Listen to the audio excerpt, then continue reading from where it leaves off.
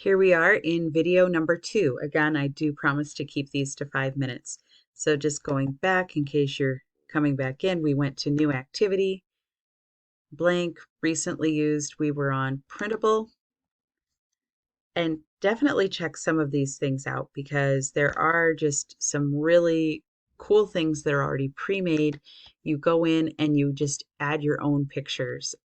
Some of these are really great, like if you're doing a visual schedule for a student, you open the template and you can add in your own pictures.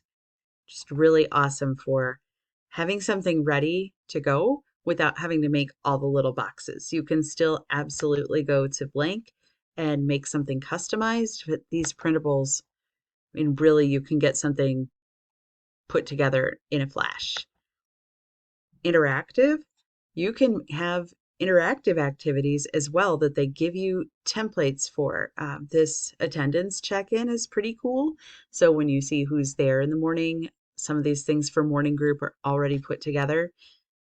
And it's a lot of the same options as we saw before, where you can have something that's interactive, including classroom routines, the games, if it's something where you want to put something up on the board.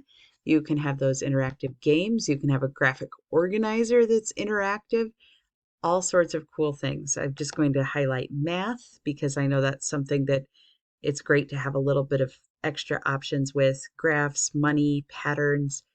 It really does kind of run the gamut as they go along. So there are a lot of interactive activities as well. This last category is favorites. I have not marked anything as a favorite yet on the new Boardmaker 7.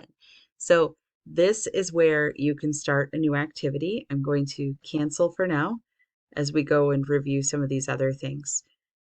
You see that my folders show up from Boardmaker. The complicated thing with this is the way the Boardmaker editor works is that it still interacts with an online program, which is where you find all of your Boardmaker activities in the Boardmaker community. However, it works on your desktop.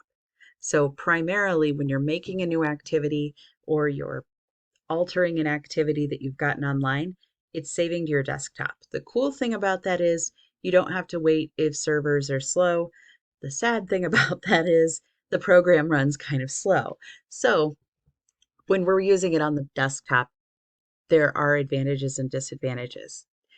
When you log into your Boardmaker account online, go into the Boardmaker community, you can save those things online now. So what we're going to do is I'm going to go to the Boardmaker community. You saw there was just a little button right there that I clicked just to go back. I clicked community and it automatically opened it for me in a web page. Now I have 3 of them open. I'm just going to close a couple. And in the community, you can search for things that you might be putting together. You can see trending things that have been downloaded a lot. You see it can be divided up into many different categories, which is kind of cool. You can see what other people have put together or are doing. And let's say if I'm doing an activity, I can just put in vegetables and see if somebody's done something that I want to do, or maybe get an idea of something you can do. So I always say that I don't want to reinvent the wheel. I want to put spinners on the wheel.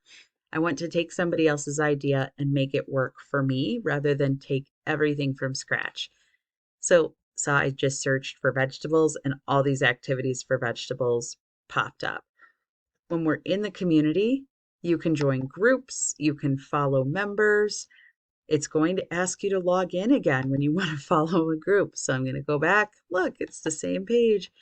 Hit log in. It takes me back to the Boardmaker community. And so here we go. And this is what I want to make sure to show you in this 5 minutes as we get closer, is that you can join groups. So I'm going to browse groups. And you can go and click My Organization Only. And it shows you the groups that have been formed within Southwest. And you can absolutely join any of these groups to share activities with your colleagues. So that is the end of this 5 minutes, and we will come back here to start up on video 3.